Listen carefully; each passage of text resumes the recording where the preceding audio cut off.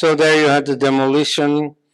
Okay, Advani was blamed for it. Now, of course, he didn't have anything to do with it. He was there precisely to prove to the secularists, we can control the Hindu masses.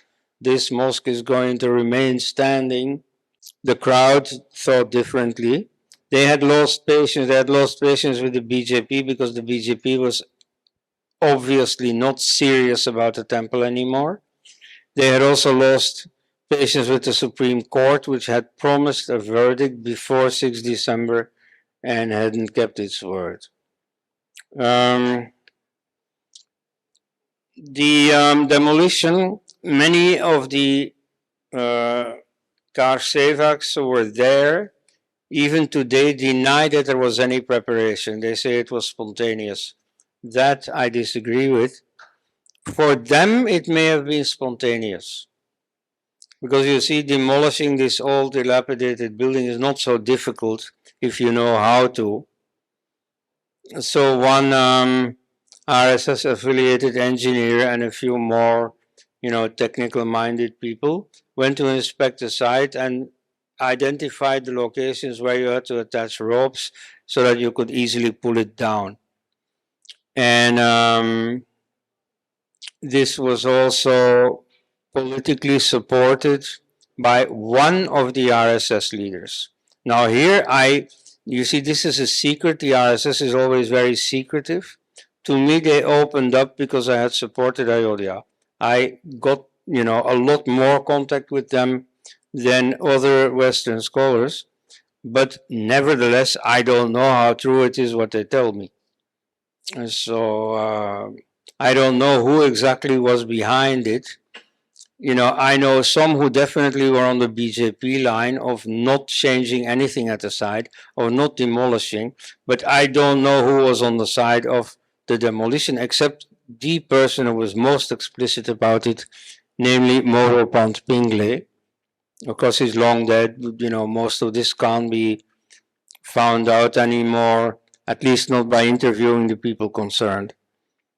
So what followed was a crackdown on the Sangh Parivar. You should see Prime Minister Narasimha Rao's position at that point. He let it happen. He could have sent in the army to stop the demolition, but he didn't, which all the secularists have held against him. This Congress pen pusher, Manish Shankar Iyer, called him the first BJP prime minister. But this much is true, that he was in favor of the temple. I mean, what he said was, it's the history that must decide. If there was a temple, then there should be again a temple. Now, he knew that there was a temple. It's only the eminent historians who claimed to know something else. So on the one hand, as a Hindu, he was happy that the temple would now come up, because the one thing standing in the way was the mosque standing. And on the other hand, he was also happy as a Congress leader, because this put the BJP on the defensive. The BJP would get all the blame. So this accelerated the solution as far as he was concerned.